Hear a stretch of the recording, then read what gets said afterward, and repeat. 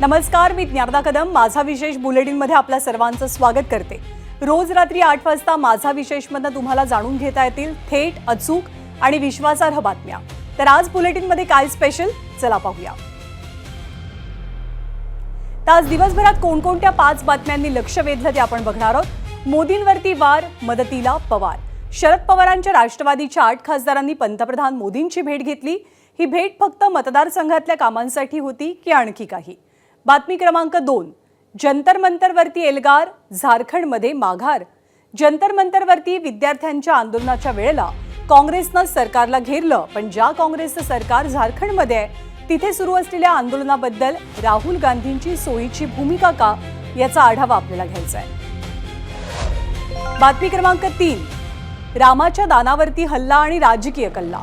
राम मंदिरातल्या दानचोरी प्रकरणाच्या निषेधार्थ रस्त्यावरती उतरलेले साधू संत आणि दानचोरीवरनं भाजपच्या वाढलेल्या अडचणी, ही बातमी आपल्याला बघायची आहे। तर बातमी क्रमांक 4, शॅम्पूची साई दुधावर, पैशांसाठी उठले जीवावर। प्रत्येकाच्या घरी येणाऱ्या दुधात भेसळीचं पाप कसं कालवलं जातंय याचा पर्दाफाश करणारी महत्त्वाची बातमी सुद्धा याच बुलेटिनमध्ये आहे। तर बातमी क्रमांक 5, भटक्या कुत्र्यांचा कहर, सुरक्षा वाऱ्यावर।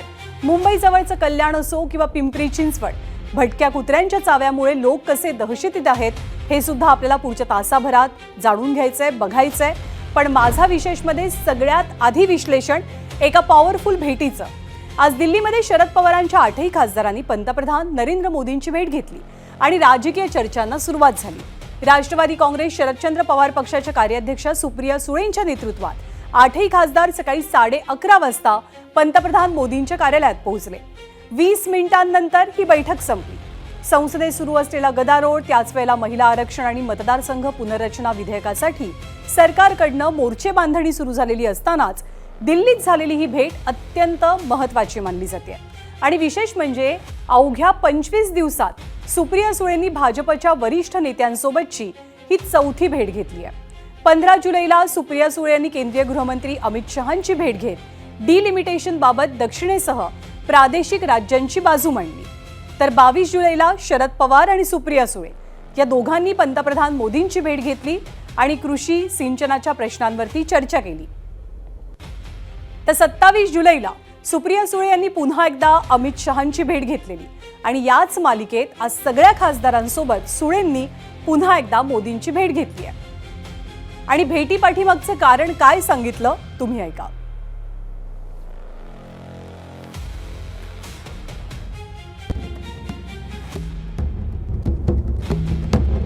आमच्या लोकसभा क्षेत्रातील विविध कामांसंदर्भात माननीय पंतप्रधान नरेंद्र मोदी साहेब यांची भेट घेतली। त्यात दिबा पाटील साहेबांचा विषय होता। मागच्या वर्षीचा पीक विमा आमच्या शेतकऱ्यांना मिळाला नाही, माझ्या जिल्ह्यात मिळाला नाही, बऱ्याच जिल्ह्यात मिळाला नाही आणि अतिवृष्टीचं सुद्धा अनुदान मिळालं नाही। या 2-3 मुद्द्यावर घेऊन आम्ही त्यांना भेटतोय। महात्मा ज्योतिराव फुले, सावित्रीबाई फुले, राष्ट्रसंत तुकडोजी महाराज आणि लोकशाहीर अण्णाभाऊ साठे यांना मरणोत्तर भारतरत्न पुरस्कार देण्यात यावा, ही सुद्धा मागणी पंतप्रधानांसमोर ठेवण्यात आली। आपण देशाचं भविष्य म्हणून ज्या युवकांकडे पाहतो, त्या युवकांचा आक्रोश, बेरोजगारांचे प्रश्न, हे प्रश्न आमच्यासाठी सर्वात महत्त्वाचे आहेत। त्यामुळे हे प्रश्न घेऊन आम्ही आज या ठिकाणी भेटणार आहे। कृष्णा भीमा स्थिरीकरण, कृष्णा भीमा नदी जोड प्रकल्प या विषयावरती पंतप्रधानांना बोलणार आहे। एकूणच 8ही जे खासदार आहेत या प्रत्येकाच्या मतदारसंघातले जे काही मुद्दे आहेत, गेले अनेक दिवस हाऊस चालत नसल्यामुळे हाऊसच्या म्हणजे सभागृहाच्या पटलावर जे मुद्दे मांडता येत नाहीत, या मुद्द्यासंदर्भात माननीय पंतप्रधानांकडे आम्ही आमची जी समस्या आहे ती मांडली। तर तुम्ही आत्ताच ऐकलात की खासदार भेटीबाबत काय म्हणाले। मतदारसंघातली प्रलंबित विकास कामं, राज्यातली पाणी टंचाई, शेतकरी, विद्यार्थी आणि इतर लोकहिताचे प्रश्न वगैरे वगैरे। पण काय आहे ना, जेव्हा अशी भेट होते तेव्हा 2 प्रश्न निश्चितच उपस्थित होतात। पहिला प्रश्न, शरद पवारांचा पक्ष भाजपच्या आघाडीमध्ये एनडीएमध्ये सामील होणार का? आणि दुसरा, डिलिमिटेशन विधेयकावरती शरद पवारांनी गेल्या वेळेला केलेला विरोध यावेळी सुद्धा कायम राहणार का? तर त्यावरती सुद्धा पवारांच्याच खासदारांनी अगदी स्पष्टपणे उत्तर दिलंय।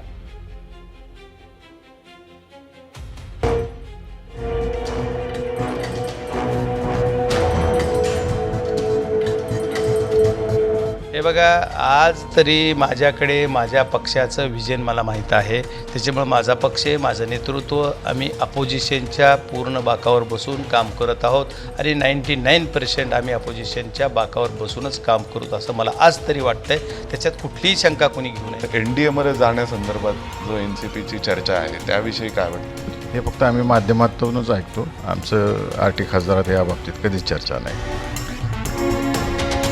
तर याचा संबंध मला वाटतं लगेच डिलिमिटेशनच्या बिलाशी किंवा लगेच NDAमध्ये ढकलायच्या संदर्भात हा लावला जाऊ नये असं मला वाटतं.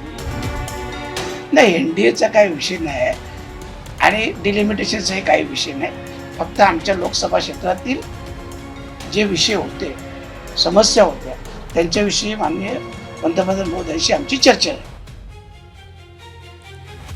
आता शरद पवारांची राष्ट्रवादी आज घडीला जरी विरोधामध्ये असली तरी त्यांच्या भूमिकांमुळे वेळोवेळी पंतप्रधान मोदींना फायदा झाल्याचा इतिहास सुद्धा आहे. नरेंद्र मोदी आणि शरद पवार दोघांच्या राजकीय विचारधारा वेगळ्या, पक्ष वेगळे आणि राजकीय भूमिका सुद्धा अनेकदा परस्पर विरोधी राहिल्यात. मात्र जेव्हा जेव्हा नरेंद्र मोदींवरती विरोधकांकडनं मोठे राजकीय हल्ले झाले त्यावेळेला शरद पवारांची भूमिका अनेकदा काँग्रेस, शिवसेना किंवा इतर विरोधी पक्षांपेक्षा कायमच वेगळी राहिली आहे आणि त्याचा थेट फायदा मोदींना झाल्याचं देशानं पाहिलंय. पाहूया दोघांच्या याच इतिहासाचा आढावा घेणारा हा विशेष रिपोर्ट.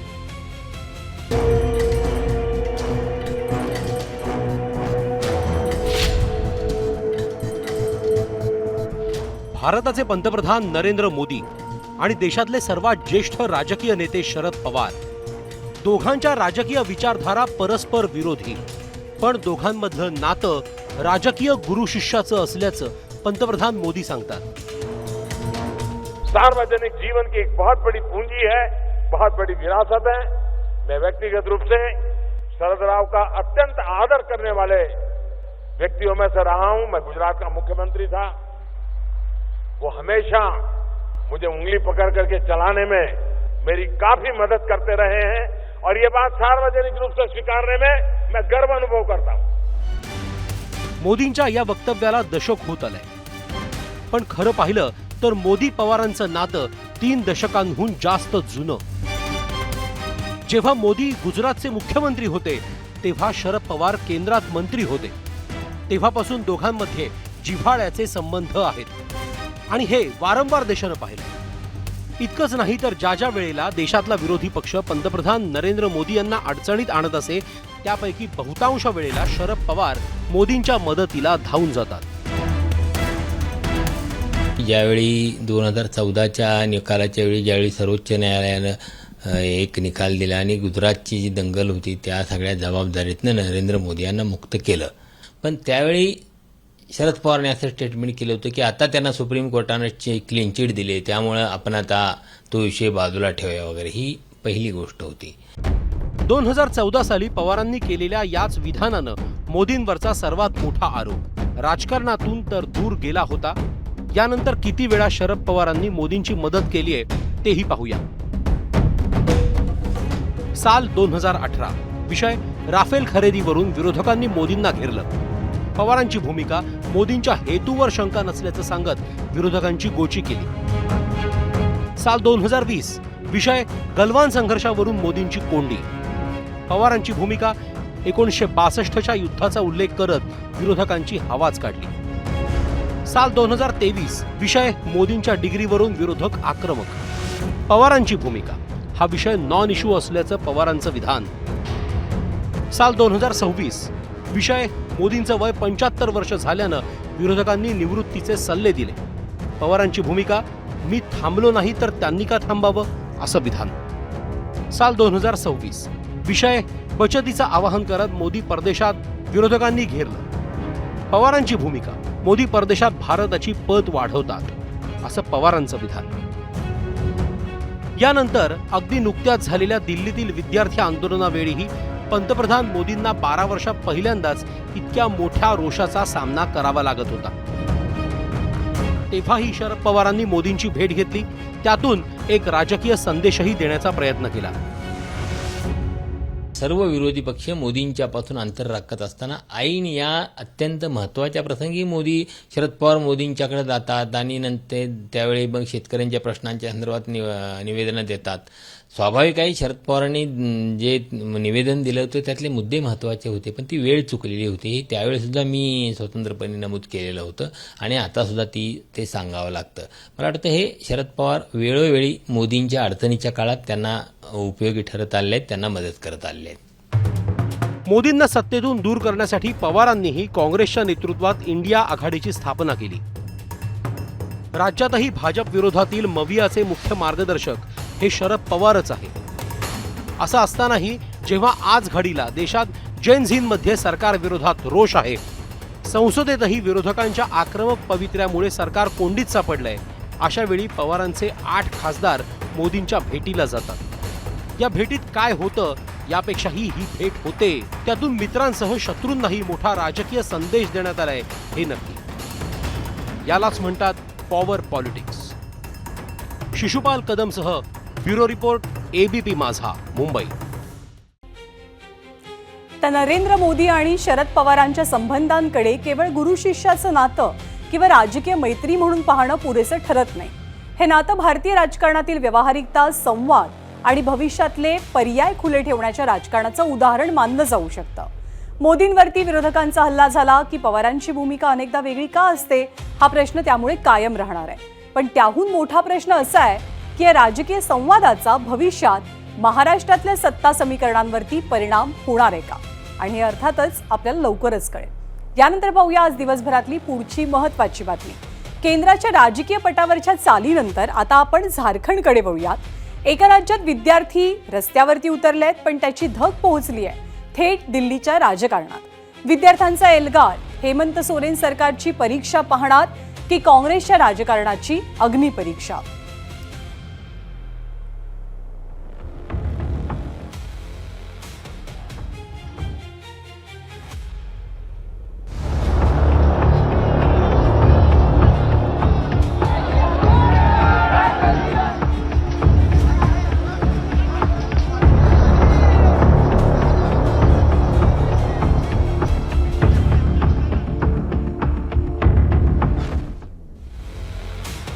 तर दिल्लीच्या जंतर मंतरवरती जे चित्र काही दिवसांपूर्वी पाहायला मिळालं होतं तेच चित्र आता झारखंडच्या रांचीमध्ये दिसतंय.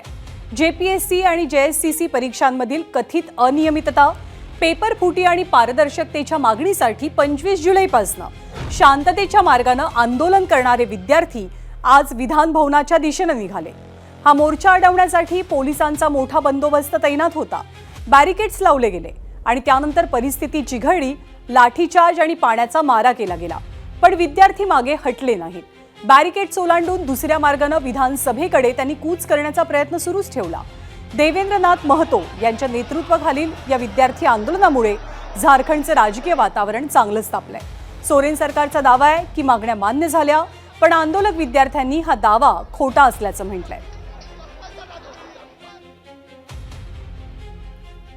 हेमंत सोरेन से दरखास्त है कि जो JSSC का एग्जाम हुआ है उसको रद्द किया जाए, क्योंकि ये कंफर्म हो चुका है कि घोटाला हो चुका है. फिर पता नहीं कि मुख्यमंत्री जी को क्यों ये एग्जाम कैंसिल करने में इतनी परेशानी हो रही है. इसका साफ ये दर्शाता है कि कहीं ना कहीं भी इस घोटाले में सम्मिलित है. आपने किस हक से हमें लाठीचार्ज किया है, पानी की बौछार किया है? क्या आप यहाँ का माहौल खराब करना चाहते हैं? उतने दिनों से आप देख रहे हैं कि यहाँ काफी पीसफुल प्रोटेस्ट चल रहा था, फिर भी सरकार ने हमारी बातें नहीं मानी. इस देश में किसी भी तरह की कोई सेटिंग नहीं चलेगा और यहाँ पे जवाब देना होगा सरकार को. हम लोग इसी हाथ से बटन दबाते हैं उसको बैठाने के लिए और इसी हाथ से बटन दबाएंगे उसको उखाड़ फेंकने के लिए. आज मुझे 9 दिन का भूख हड़ताल में मैं एम्बुलेंस से आया हूँ और स्ट्रेचर में अभी मैं विधानसभा घेराव में उपस्थित हूँ, लेकिन सरकार हमारे आवाज़ को कुचलने के लिए टीयर गैस का, वाटर कैनन का, आंसू गोला का प्रयोग कर रही है, जो निंदनीय है. सरकार डर गई है, कायर सरकार है, और सरकार जब जब डरती है ये पुलिस को आगे करती है, लाठी गोली बंदूक वाटर कैनन का प्रयोग करती है. लेकिन हम लोग देखेंगे सरकार में कितना पावर है इसका टीयर गैस में, हम लोग देखेंगे कितना दम है इसका लाठी में. तर झारखंड सरकारनं विद्यार्थ्यांच्या मागण्या मान्य केल्याचा दावा केलाय, मात्र विद्यार्थ्यांनी हा दावा फेटाळून लावलेला असून त्यांच्या प्रमुख मागण्यांवरती अद्याप समाधानकारक निर्णय झालेला नसल्याचं म्हटलंय. विद्यार्थ्यांच्या नेमक्या कोणत्या मागण्या मान्य झाल्या आणि कोणत्या प्रलंबित आहेत तेही आपण पाहूया. सरकारनं कोणत्या मागण्या मान्य केल्या तर 14वी JPSC पूर्व परीक्षा रद्द झाली आहे. अनुशेष भरती परीक्षा सुद्धा रद्द करण्याची मागणी सरकारनं पूर्ण केली आहे. भरती प्रक्रियेत पारदर्शकतेसाठी नवीन मार्गदर्शक तत्व तयार करण्याचं आश्वासन सरकारनं दिलंय.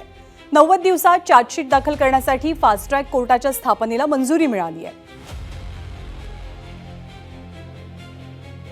परंतु CBI चौकशीची मुख्य मागणी आंदोलनकर्त्यांची सरकारनं फेटाळून लावली. संशयाच्या भोवऱ्यातील सर्व 13 परीक्षा रद्द करण्यास सरकारनं नकार दिलाय.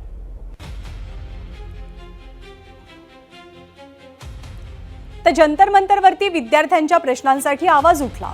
केंद्रातील भाजप सरकारला पेपर फुटीवरनं घेरलं गेलं. राहुल गांधींनी विद्यार्थ्यांच्या बाजूने उभं राहत सरकारला धारेवर धरलं. पण आता तोच प्रश्न झारखंडमध्ये उभा ठाकलाय. JPSC JSCC ची परीक्षा आणि भरती प्रक्रियेतील कथित अनियमिततेविरोधात विद्यार्थी रस्त्यावरती आलेत. सरकार आणि आंदोलकांमध्ये चर्चेच्या फेऱ्या निष्फळ ठरतात. मग सवाल फक्त विद्यार्थ्यांचा नाही, सवाल आहे राजकारणाच्या डबल स्टँडर्डचा.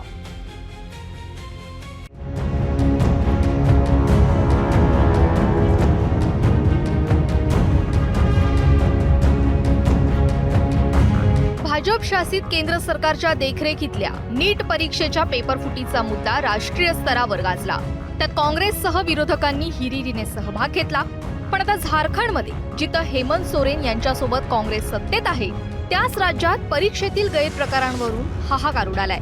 तिथं मात्र काँग्रेससह विरोधी पक्ष प्रत्यक्षपणे दिसेना.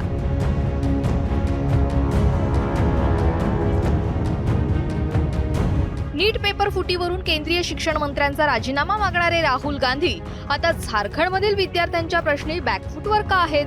झारखंडमध्ये सत्तेत असलेल्या JMM काँग्रेस आघाडीसमोर विद्यार्थ्यांचा रोष उभा राहिल्यावर राहुल गांधींची भूमिका आक्रमक असणार का, हा सवाल राजकीय चर्चेच्या केंद्रस्थानी आहे.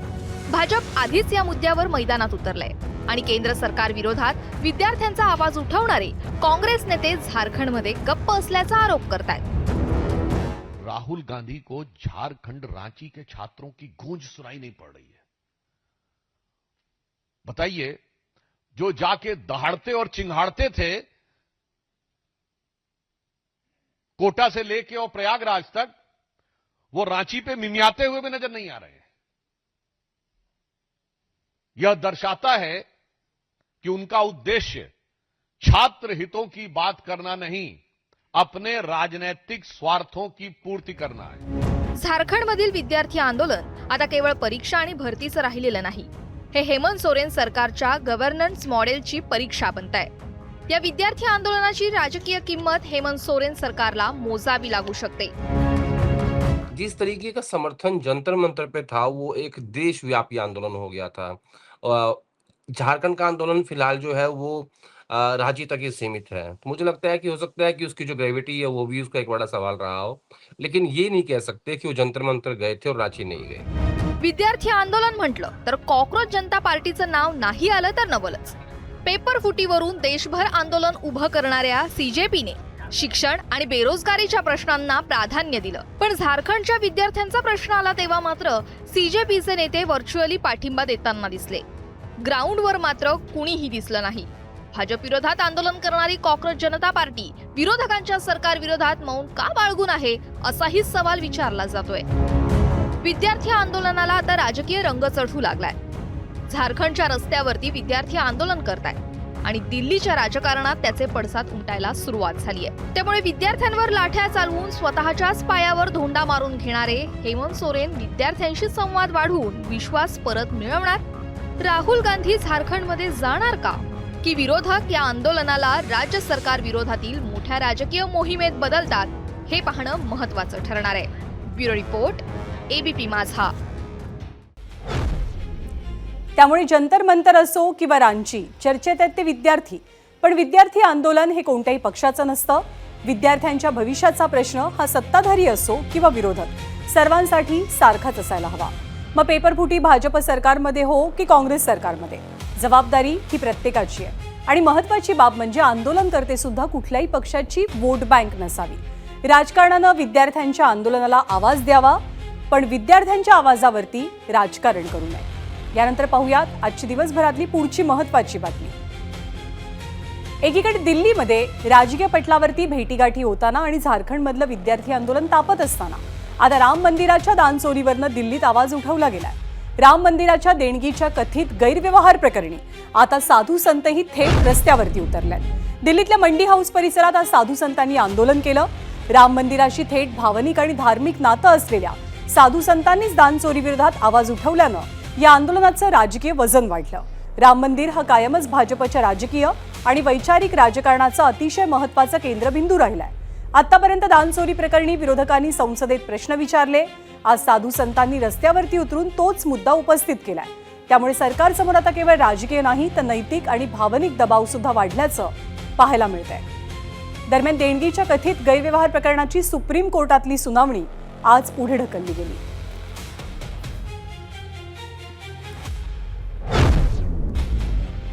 त्याच्या राम मंदिराच्या मुद्द्याभोवती भाजपनं गेल्या अनेक दशकातलं राजकारण उभं केलं. ज्या राम मंदिरानं भाजपला देशाच्या राजकारणाच्या केंद्रस्थानी आणण्यात मोठी भूमिका बजावली, आज त्याच राम मंदिरातल्या कथित चोरीच्या आरोपांवरनं भाजपची कोंडी होताना दिसतेय. संसदेतला विरोधकांचा गोंधळ, चोरी प्रकरणाच्या स्वतंत्र चौकशीची मागणी, गृहमंत्र्यांच्या निवेदनासाठीचा आग्रह आणि आता साधू महंतांचं आंदोलन यामुळे राम मंदिराच्या दानपेटीचा मुद्दा भाजपसाठी राजकीय आव्हान बनतोय का, हा प्रश्न उपस्थित झाला.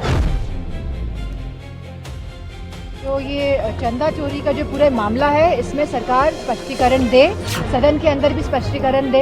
यूपी सरकार से बड़ी मछलियां पकड़ी नहीं जा रही है, छोटी छोटी होगी जिन्हें पकड़ लिया. अब बड़ी बड़ी मछलियां जो है वो सीबीआई एनआईए पकड़ सकता है, इसलिए प्रधानमंत्री को कहने आए हैं. इसका मतलब है कि जानबूझ के इन्हें बचाया जा रहा है. एसआईटी के माध्यम से यूपी स्टेट गवर्नमेंट का एक्शंस और बाकी कई चीजें राज्य सरकार का स्तर पे हो रहे हैं. हा आवाज तीव्र झालाय राम मंदिरातल्या दानचोरी विरोधात. आजवर केवळ विरोधकांकडनं या मुद्द्यावरती हल्लाबोल व्हायचा, पण आता भाजपची पारंपरिक ताकद मानले जाणारे साधू महंतच रस्त्यावरती उतरल्यानं भाजपची कोंडी झाल्याची चर्चा आहे.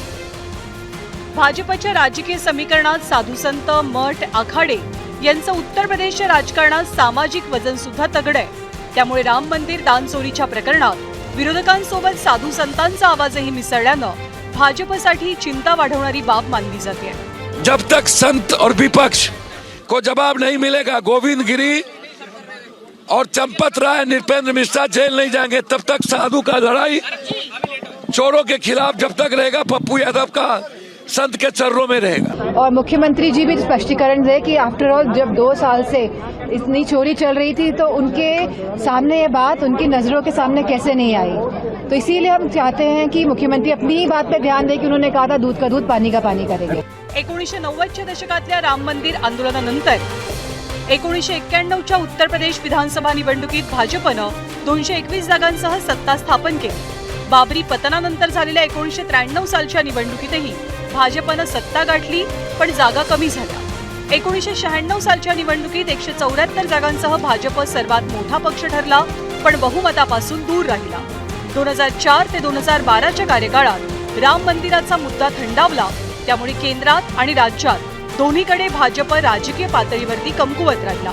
आने वाली पीढ़ी को कि देखो इतने साल से हम संघर्ष कर रहे थे, लगभग 3 दशक से ज्यादा हो गए हैं. बाबरी मस्जिद गिरी थी और उस वक्त कार सेवकों पे गोली चलाई गई थी.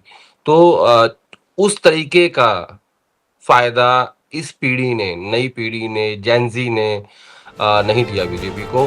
2014 साली केंद्रात नरेंद्र मोदींचं सरकार आल्यावर 2017 सालच्या निवडणुकांमध्ये उत्तर प्रदेशात 312 जागांसह भाजपनं दमदार विजय मिळवला. ऑगस्ट 2020 साली राम मंदिराचं भूमिपूजन झालं, तर 2022 साली उत्तर प्रदेशात पुन्हा भाजपची सत्ता आली. पण 2017च्या तुलनेत यावेळी जागा कमी झाल्या. जानेवारी 2024 साली मंदिरात रामाची प्रतिष्ठापना झाली, पण त्याच वर्षी लोकसभा निवडणुकीत भाजपनं अयोध्येची जागा गमावली. आता राम मंदिर दानचोरी घोटाळा उघडकीस आल्यामुळे 2027 सालची निवडणूक भाजपसाठी कठीण ठरणार का, याची चर्चा सुरू झाली आहे. एक मैंने कहा ना कि इमोशनल है लोगों के लिए कि कैसे राम मंदिर के ट्रस्ट में चोरी हो सकती है, कैसे वहाँ चंदा चोरी हो सकता है।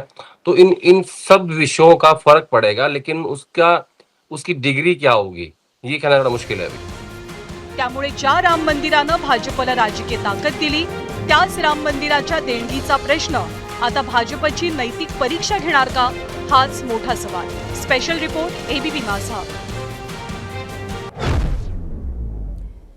तर या राम मंदिर दान चोरी प्रकरणावरनं विरोधक भाजपला कोंडीत पकडतायत आणि अशात भाजपचे उत्तर प्रदेशातले बाहुबली नेते बृजभूषण शरण सिंग यांनी केलेलं विधान राजकीयदृष्ट्या महत्त्वाचं मानलं जात आहे. 2027 सालच्या विधानसभा निवडणुकीच्या अनुषंगानं बृजभूषण यांनी काय भाकीत वर्तवलंय एबीपी नेटवर्कशी बोलताना आपण पाहूया. अब की बार किसकी बनेगी सरकार? योगी जी लगाएंगे हैट्रिक या फिर अखिलेश यादव बाजी मार ले जाएंगे इस बार? इस बार लड़ाई है, कठिन लड़ाई है. लड़ाई है, आखिरी वक्त तक कहना मुश्किल होगा कि कौन जीत रहा है. लड़ाई है. एक तरफा चुनाव नहीं होगा बीजेपी के लिए, किसी के लिए. आप तो बीजेपी वाले हैं ना, भगवा पहनकर आप कह रहे हैं किसी के लिए. बीजेपी के लिए क्या तो हम झूठ बोले क्या? देखिए लड़ाई है. तर एकेकाळी राम मंदिराचा मुद्दा भाजपची राजकीय ताकद बनला, पण आज त्याच राम मंदिराच्या देणगीचा प्रश्न भाजपच्या विश्वासार्हतेची परीक्षा घेतोय. दान चोरीवरनं विरोधकांनी आरोप करणं, सरकारला सवाल विचारणं अपरिहार्य आहे, पण साधू संतच रस्त्यावरती उतरणं हे अधिक गंभीर मानलं जात आहे. त्यामुळे आता दान चोरी प्रकरणाचा तपास किती पारदर्शक पद्धतीनं होतो, सरकार या विषयावरनं साधलेली चुप्पी कधी तोडणार आणि हा मुद्दा उत्तर प्रदेशच्या निवडणुकांपर्यंत किती तापणार यावरतीच भाजपला आगामी काळात राजकीय धोके संभवतात का याचं भवितव्य अवलंबून असेल. बातमी आहे सध्या प्रचंड चर्चेत असलेल्या अन्न पदार्थांच्या भेसळीबाबतची. दुधाचा ग्लास हातात घेताना कधी विचार केलाय का की यामध्ये खरंच दूध आहे की त्यात शॅम्पू मिसळला गेलाय? तुम्हाला प्रश्न थोडासा विचित्र वाटू शकेल, पण पुण्याजवळच्या मंचरमध्ये समोर आलेल्या एका धक्कादायक प्रकरणानं दुधाच्या भेसळीचा नवा आणि भीतीदायक चेहरा समोर आणलाय. दुधामध्ये पाणी मिसळणं, युरिया मिसळणं, चुन्याची निवडी मिसळणं अशा भेसळीच्या घटना आपण याआधी ऐकलेल्या आहेत. पण दुधात चक्क शॅम्पू आणि रसायनं मिसळून ते दूध बाजारात आणलं जात असल्याचा आरोप झाला. आणखी धक्कादायक बाब म्हणजे या भेसळीचा संबंध काही नामांकित ब्रँड्सच्या दुधाशी असल्याचं तपासातनं निष्पन्न झालंय. आणि या सगळ्या प्रकरणाचं राजकीय कनेक्शन सुद्धा आहे. या प्रकरणातला मुख्य आरोपी सुशांत हिंगे हा राष्ट्रवादी काँग्रेसच्या पदाधिकाऱ्याचा पुतण्या असल्याची माहिती आहे. सुशांतचे काका विष्णू हिंगे हे राष्ट्रवादी काँग्रेसचे पदाधिकारी आहेत. ते राष्ट्रवादी काँग्रेसचे नेते दिलीप वळसे पाटील यांचे निकटवर्तीय मानले जातात. विष्णू हिंगे हे पुणे जिल्हा सहकारी दूध उत्पादक संघाच्या संचालक मंडळावरती सुद्धा आहेत. त्याचमुळे दूध भेसळीच्या गोरखधंद्याला राजकीय पाठबळ सुद्धा होतं का असाही प्रश्न निर्माण झालाय.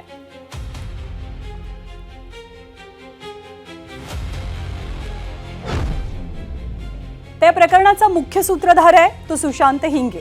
तो त्याच्या मनसर इथल्या गावातनं कशा पद्धतीनं हा गोरखधंदा चालवत होता हे आपण जाणून घेऊया आमचे प्रतिनिधी नाजिम मुल्ला यांच्याकडनं.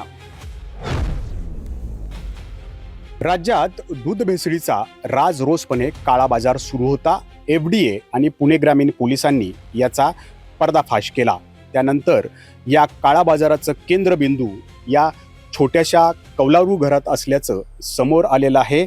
पुण्याच्या मंचरमधील सुशांत हिंगे या सगळ्या काळा बाजाराचा, दूध भेसळीचा मुख्य सूत्रधार असल्याचं सुद्धा तपासात निष्पन्न झाले. त्याला बेड्या ठोकण्यात आलेल्या आहे. त्याची नौकार डिस्ट्रीब्युटर्स ही कंपनी आहे आणि या कंपनीचं हे छोटंसं गोडाऊन आहे आणि याच गोडाऊनमध्ये नकली दूध बनवण्यासाठी वेगवेगळं साहित्य बनवलं जायचं. त्यामध्ये दूध भुकटी, dairy permeate, whey powder, emulsifier, palm तेल, डिटर्जंट आणि वास न येणारा शॅम्पू अशा वस्तू बनवल्या जायचं आणि किती लिटर्समध्ये किती हे सगळं साहित्य मिक्स करायचं याचं प्रमाण जे आहे ते नौकार डिस्ट्रीब्युटर्सकडून या सगळ्या गोडाऊनमध्ये बनवलं जायचं आणि सुशांत हिंगे याच्याकडून ते राज्यातल्या विविध जिल्ह्यांमध्ये सप्लाय केलं जायचं. सुशांत हिंगे हा आपण असं म्हणू शकतो की तो होलसेलर होता आणि तो होलसेलर होता तर तो त्यांना रिटेलर जे आहेत ते विविध जिल्ह्यांमध्ये नेमलेले होते आणि हे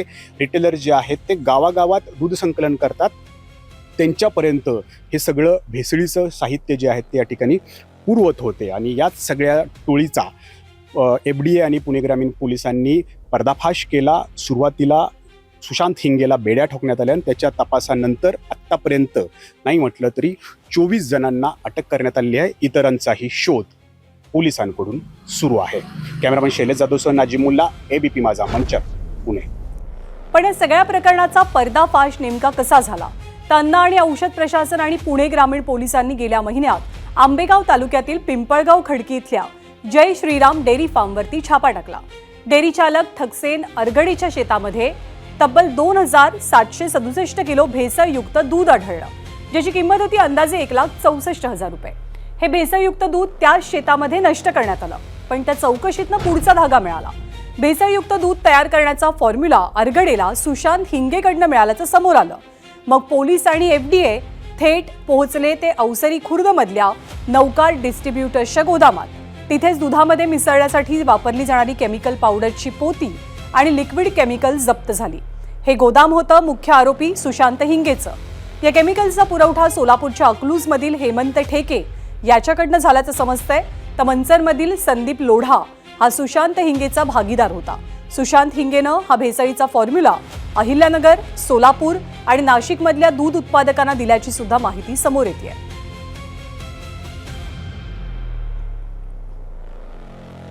तर ही भेसळ करताना प्रामुख्यानं दुधातील स्निग्ध पदार्थ आणि फॅट कृत्रिमरित्या वाढवण्यात आले. अन्न सुरक्षा मानकांचा विचार केला तर FSSAIनं या संदर्भातली मानकं निश्चित केली आहेत. त्याचाच फायदा भेसळखोरांनी घेतला आणि फॅट्स कृत्रिमरित्या कसे वाढवले हे या आकडेवारीतनं आपण पाहतोय.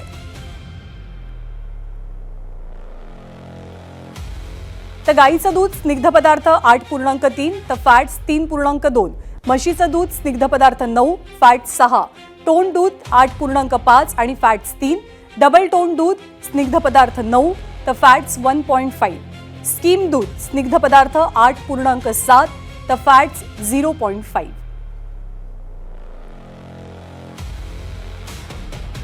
तर दुधामध्ये भेसळ करणं म्हणजे केवळ ग्राहकाची फसवणूक नाही, तर थेट आरोग्याशी खेळ आहे.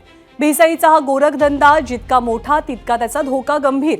त्यामुळे भेसळयुक्त दुधात काय मिसळलं या प्रश्नासोबतच कुणाच्या आशीर्वादानं किती काळ आणि किती घरांपर्यंत हे विष पोहोचलं याचा शोध घेणं सुद्धा तितकंच गरजेचं आहे. खाद्यपदार्थांमध्ये भेसळ करून काही पैशांसाठी नागरिकांच्या आरोग्याशी खेळ सुरू असताना आता आणखी एका प्रश्नानं नागरिकांचा जीव टांगणीला लावलाय आणि तो प्रश्न आहे भटक्या कुत्र्यांचा. कल्याणमध्ये चोर आणि गुन्हेगारांचा शोध घेणारे पोलीस सध्या चक्क नागरिकांना चावणाऱ्या भटक्या कुत्र्याच्या शोधात आहेत. अवघ्या 48 तासात 200 पेक्षा अधिक नागरिकांना या कुत्र्यांनी चावा घेतल्याची धक्कादायक माहिती समोर आली आहे. एका 11 वर्षीय मुलीवरती सुद्धा हल्ला झालाय. तर तिकडे पिंपरी चिंचवडमध्ये अवघ्या 5 वर्षांच्या चिमुकलीवर 7 कुत्र्यांनी हल्ला करत तिला गंभीर जखमी केलं. तिच्या शरीरावरती 85 ते 90 टाके घालावे लागले. मग सवाल हा आहे की नागरिकांनी रस्त्यावरनं चालायचं तरी कसं, लहान मुलांनी खेळायचं तरी कुठे आणि नागरिकांच्या सुरक्षेची जबाबदारी नेमकी कुणाची? प्रशासनानं त्यामुळे आता कागदोपत्री उपाययोजना नाही तर प्रत्यक्ष रस्त्यावर नागरिकांना सुरक्षितता देण्याची वेळ आली आहे.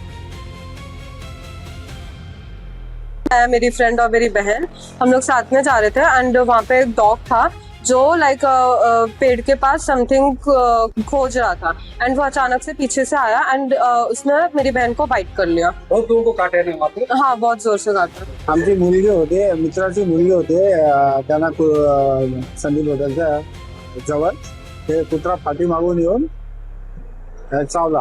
मी ऑफिसला चाललो होतो, इकडे स्टेशन जवळ मला कुत्र्याने चावला. किती जणांना तुमच्या बरोबर चावले? माझ्या मागे 5-7 कमी आले होते. अजून पहिले पण येऊन गेले मला आठवण. तर फक्त काही शहरांमध्ये नाही तर भारतातच भटक्या कुत्र्यांची समस्या गेल्या काही वर्षांपासून गंभीर रूप धारण करते. ही कुत्री दरवर्षी लाखो लोकांवरती हल्ले करतात. त्यापैकी अनेक हल्ले जीवघेणे ठरतात. रेबीज सारख्या रोगामुळे भारतात दरवर्षी 20,000पेक्षा जास्त लोकांचा मृत्यू होतो. आणि या भटक्या कुत्र्यांची समस्या महाराष्ट्रात सुद्धा अत्यंत भयावह आहे आणि त्याच गंभीर आकडेवारीवरती आपण नजर टाकूया. कुत्रा चावण्याच्या घटना जानेवारी ते मार्च 2024 4,99,553 लोकांना कुत्र्यानं चावा घेतला. तर रेबीजमुळे 19 जणांचा मृत्यू झाला. 2024 साली कुत्रा चावण्याच्या घटना घडलेल्या 11,41,000 इतक्या. तर 2025 मध्येच ती संख्या 15,19,000 पोहोचली.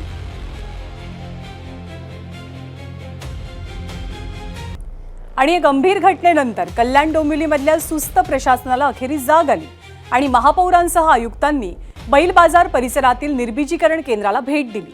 येत्या 2 दिवसात हे केंद्र पूर्ण क्षमतेनं सुरू करण्याचं आश्वासन आयुक्तांकडनं अखेरीस दिलं गेलं आहे. आपण या सेंटरला व्हिजिट केली त्याच्यानंतर याचं काम आपण प्रगतीपथावर होतच आहे आणि ते उद्यापर्यंत आय थिंक सो होणार आहे, पूर्ण कम्प्लीट होऊन जाईल. त्यानंतर आपण डॉक्टर्स वगैरे सगळे अवेलेबल करून त्यानंतर आपण त्यांचे निर्बीजीकरण करणार आहोत. पण जी लोकसंख्या वाढली आहे त्यासाठी मी स्ट्रिक्टली सरांशी माझं सकाळी बोलणं झालं की सर त्याच्यावरती आपल्याला काहीतरी निर्णय करावे लागतील. कुत्रा जे काल रात्री पकडण्यात आला एका क्षेत्रातला म्हणजे त्यांनी चावलं त्याची संख्या आहे. त्याचे पूर्ण केडीएमसी एरियात इतरही पेशंट्स असू शकतात. ते आकडा एकदा व्हेरीफाय करावा लागेल आणि त्याचा असेल तर 100% जे यंत्रणा आपल्याला ते उभारणी करावं लागेल आणि त्याकरिताच आम्ही हे बघायला आलो. तर भटक्या कुत्र्यांचा प्रश्न आता केवळ समस्या राहिलेली नाही तर नागरिकांच्या जीविताचा गंभीर प्रश्न बनलाय. कल्याणमध्ये 150 नागरिकांना चावा घेणारा कुत्रा असो किंवा पिंपरी चिंचवडमध्ये 5 वर्षांच्या चिमुकलीवर 7 कुत्र्यांचा हल्ला असो, प्रश्न एकच, महापालिका प्रशासन नेमकं करतंय तरी काय? निर्बीजीकरणासाठी लाखो रुपये खर्च करून सुद्धा हल्ले थांबत नसतील तर या व्यवस्थेच्या नियोजनावरतीच प्रश्न उपस्थित होतो. प्रशासनानं कागदावरची कारवाई नाही तर रस्त्यावरती दिसणारी सुरक्षितता यावी आणि नागरिकांनी सुद्धा या प्रश्नाकडे संवेदनशीलपणे पाहत जबाबदारीनं सहकार्य करावं हीच अपेक्षा व्यक्त होते. या बातम्यांचा आढावा घेतल्यानंतर आज माझा विशेषमध्ये वेळ झाली आहे इथेच थांबण्याची. उद्या पुन्हा भेटणार आहोत. तोपर्यंत नमस्कार.